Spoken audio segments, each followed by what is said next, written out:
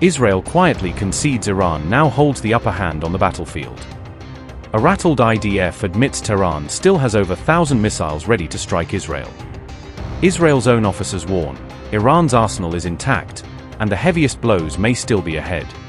Israel now says Iran still has more than 1,000 ballistic missiles capable of striking Israeli territory, underscoring the scale of the remaining threat. An Israeli Air Force officer, identified only as Lieutenant Colonel Tet, revealed this estimate in an interview with Israel's Channel 12 News. At the start of the war, Israeli assessments put Iran's ballistic missile stockpile at roughly 2,500, highlighting how intense the firing has been over recent weeks. Since then, Iran is believed to have launched more than 500 missiles toward Israel, with over 100 additional missiles fired at targets in other regions. Israel also believes that part of Iran's arsenal was destroyed during repeated strikes on Iranian military infrastructure and launch sites.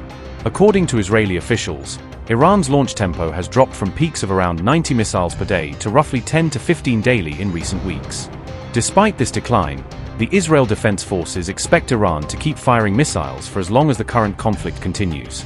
These revelations come amid reports that Israel is running low on air defense interceptors as the Iran war drags on and demands on its missile shield grow. Meanwhile, Iran's Revolutionary Guard has pressed ahead with the 95th wave of Operation True Promise 4, a massive barrage that has left swathes of Israeli cities badly damaged.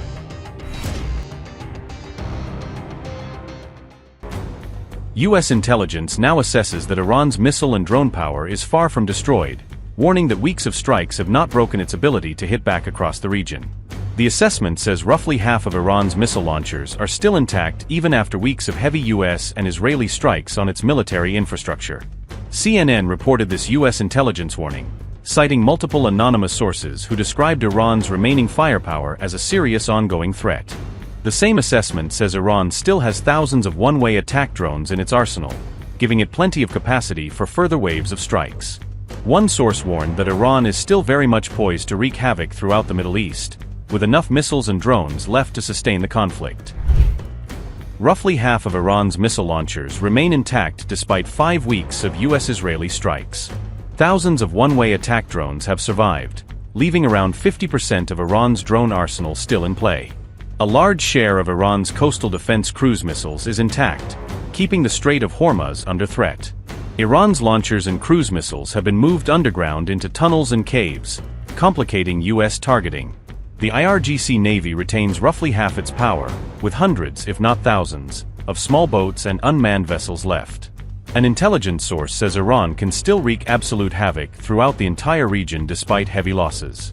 The intel report says Iran's military has been degraded and key leaders killed, including Khamenei and security chief Ali Larijani. CENTCOM says US forces have hit more than 12,300 targets inside Iran since the war began, underscoring the scale of the ongoing air and missile campaign. Pentagon Chief Pete Hegseth says Iranian ballistic missile and kamikaze drone attacks are down about 90%, pointing to what he calls major progress in degrading Iran's strike power. Pentagon spokesperson Sean Parnell has dismissed reports about Iran's remaining capabilities as completely wrong, insisting Tehran is far weaker than some intelligence leaks suggest. Israeli officials put the share of Iran's remaining operational launchers even lower, estimating that only about 20 to 25% are still able to fire after weeks of strikes. An Iranian political security official said Tehran will gradually increase its missile strikes on US and Israeli targets as the war continues. He added that this escalation is part of a phased strategy that is guiding Iran's broader retaliatory campaign across the region. According to Press TV, missile launches from Iranian territory are expected to intensify steadily over the coming period. The same official said operations by the Axis of Resistance will also expand and roughly double in scope across multiple fronts. Iran's aim, he stressed, is to hit enemy interests on several fronts simultaneously rather than on a single battlefield. Priority targets include US and Israeli radar and air defense systems, which Iran says it is systematically trying to degrade. Iranian officials claim the country now fields a more advanced and more powerful missile arsenal than in past conflicts. They warn this arsenal could deliver unexpected battlefield surprises in terms of range, accuracy, or warhead types. Tehran has reiterated that any strike on Iranian infrastructure will trigger strong and expanding retaliatory responses. Officials also say Iran has the capacity to sustain a prolonged regional conflict and continue its missile and drone operations over time. In parallel, The IRGC's Qatar Al-Anbiya spokesperson also threatened the United States with the existence of deadly hidden missile capabilities. Zolfagari further taunted Trump, claiming U.S. intelligence on Iran's military capabilities was incomplete and underestimated Iran's true strength.